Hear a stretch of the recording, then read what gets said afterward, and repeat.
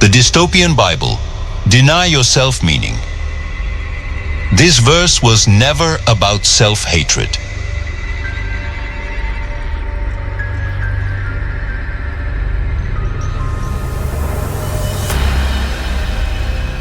There is a sentence that echoes through centuries of religious language, whispered in sermons, repeated in prayers, engraved into the psychology of millions. Deny yourself. For many, this phrase never sounded like liberation. It sounded like erasure, like a demand to disappear, like a quiet instruction to distrust your own humanity. Over time, it became associated with spiritual guilt, self-rejection, and the idea that being human is somehow a problem that must be corrected. And without realizing it, a symbolic teaching turned into a psychological dystopia. Most people were taught to hear this verse as a command against life itself.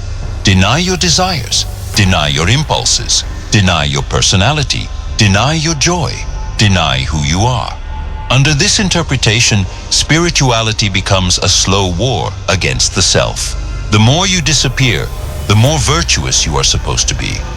The more you suppress, the closer you are to God. But something inside never fully accepts this logic. Something resists. Something senses that wisdom cannot grow from self-hatred. When a verse like this is read without symbolic awareness, the mind immediately personalizes it. The word yourself is taken to mean your essence, your being, your existence. And from that misunderstanding, a dangerous conclusion forms.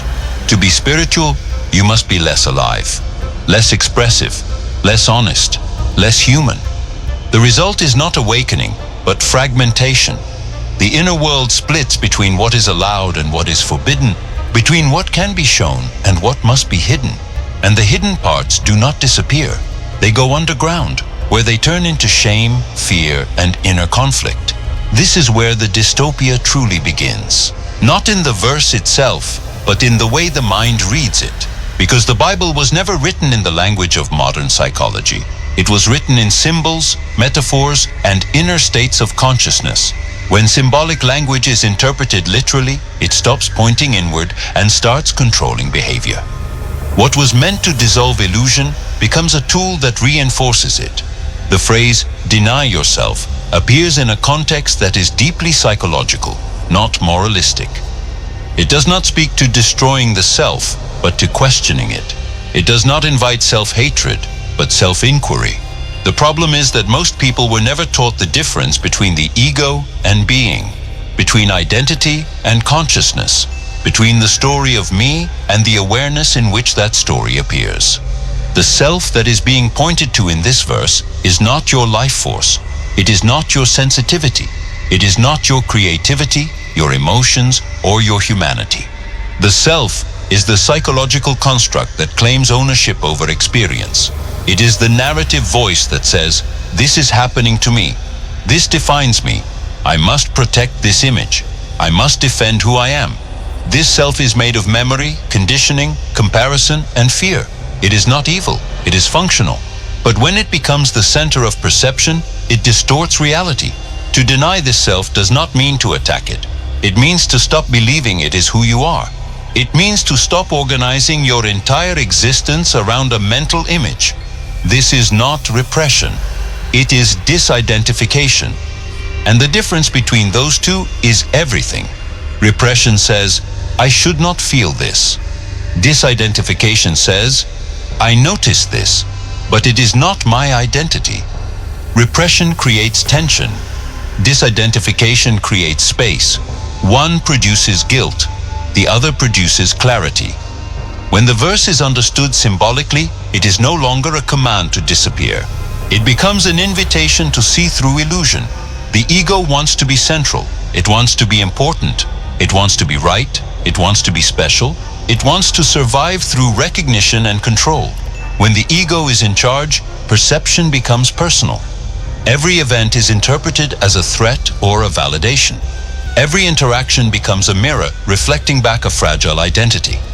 In this state, suffering is unavoidable because the ego cannot be satisfied for long. It lives in comparison, and comparison has no end. To deny yourself in this sense means to stop feeding this mechanism. It means to stop placing the ego at the center of experience. It means allowing life to be lived without constantly filtering it through the question, what does this say about me? This is not self-destruction, it is self-relief. But when this verse was stripped of its symbolic depth and turned into a behavioral rule, it created a culture of spiritual violence. People learned to mistrust their inner signals. Joy became suspicious. Desire became sinful. Authentic expression became dangerous. Spirituality turned into performance, and performance replaced presence. The irony is painful. A teaching meant to free consciousness was used to imprison it. The psychological damage of this misinterpretation is subtle but widespread. Many people grow up believing that something is fundamentally wrong with them, that their natural impulses must be corrected, that their emotions cannot be trusted. This creates a permanent inner observer, constantly monitoring, judging, and censoring. Over time, this observer becomes louder than life itself.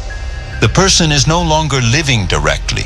They are managing themselves. This is not wisdom. This is self-surveillance. When spiritual guilt becomes normalized, it no longer feels like oppression. It feels like virtue.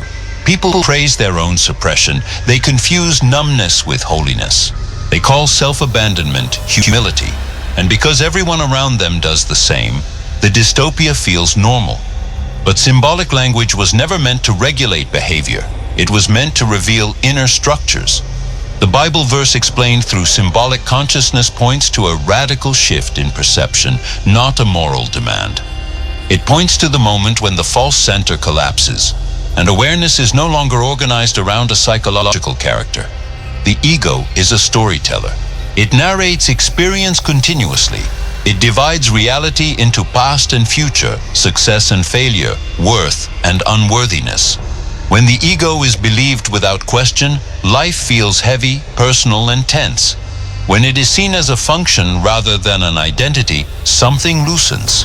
There is more space between thoughts, more silence between reactions, more immediacy in experience.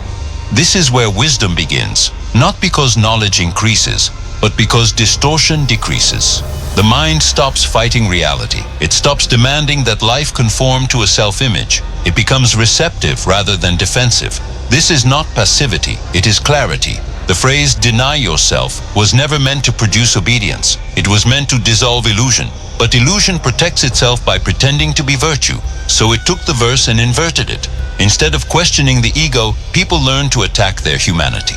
Instead of loosening identity, they tightened it through shame. This is why so many people leave religion, not because they reject spirituality, but because they cannot survive the psychological weight of misinterpretation. They sense that something is wrong, but they cannot articulate it. They feel the conflict between their lived experience and the language imposed on them, and often they blame themselves. But the problem was never life. It was the lens through which life was interpreted.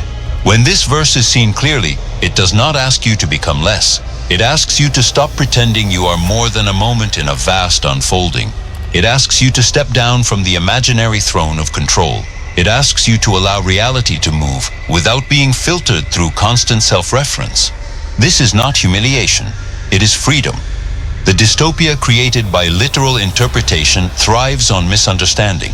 It survives by confusing ego with essence. But once that confusion is exposed, the power of the distortion collapses. The verse no longer threatens the self, it reveals it. And when the self is revealed as a construct, not an absolute, the need to deny life disappears. What dissolves is not you, but the false center that was exhausting you. The most revealing part of this is that nothing needs to be added. No belief is required. No identity must be adopted. There is no new role to play. The verse does not give you a new self. It invites you to see through the old one. In that seeing, something unexpected happens. Compassion increases, not decreases. Authenticity deepens, not vanishes. Life becomes simpler, not stricter. The inner war quiets. The constant self-management relaxes. There is more room to breathe. This is why the verse was never about self-hatred. Self-hatred requires a self-image to attack. Disidentification does not attack, it releases. It does not judge the ego, it sees it. And what is seen clearly no longer needs to dominate. The dystopian effect of this verse was never intentional. It was the result of unconscious reading, of a mind trained to obey rather than perceive, of a culture that confused discipline with awareness. But the symbol remains intact beneath the distortion, waiting to be seen again. When symbols are restored to their proper depth, they stop demanding sacrifice and start offering insight. They no longer ask you to disappear. They ask you to wake up. And perhaps this is the most uncomfortable truth of all. Nothing was ever taken from you. You were never asked to lose yourself. You were only invited to stop mistaking a story for your being. That is not self-hatred. That is the end of illusion. And when illusion ends, what remains is not emptiness but presence.